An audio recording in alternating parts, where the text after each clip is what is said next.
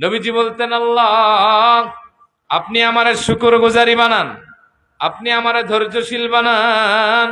ওয়াজআলনি ফি আইনি সাগীরা, আপনি আমার চোখে আমারে ছোট বানান।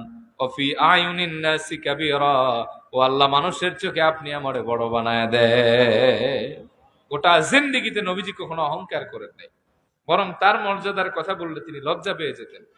এক সাহাবী আরবি বেদুইন, তিনি দৌড়ে আসলেন, নবীজির চেহারা দেখে তিনি এতটাই আনন্দিত হলেন, নবীজিকে বললেন, ইয়া খায়রুল বারিয়া, এ পৃথিবীর উত্তম সৃষ্টি, এ পৃথিবীর সবচাইতে সুন্দর মানুষ।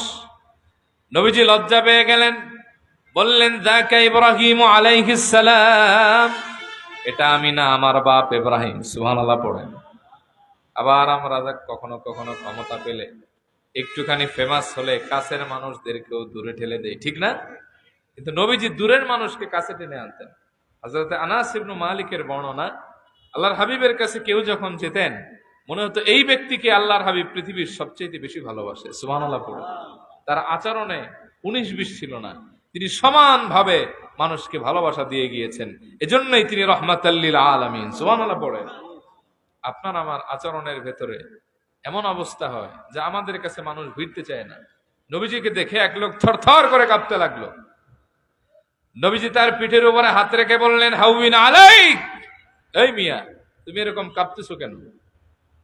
ইন্নী লাস্তু বিমালিকিন, আমি কোন রাজা না, কোন বাদশা না।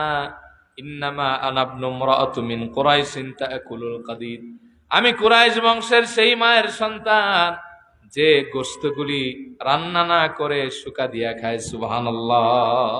এটারা কি বুঝলেন? তৎকালীন আরবে যারা গরিব মানুষ ছিল, টাকার অভাবে, অর্থের অভাবে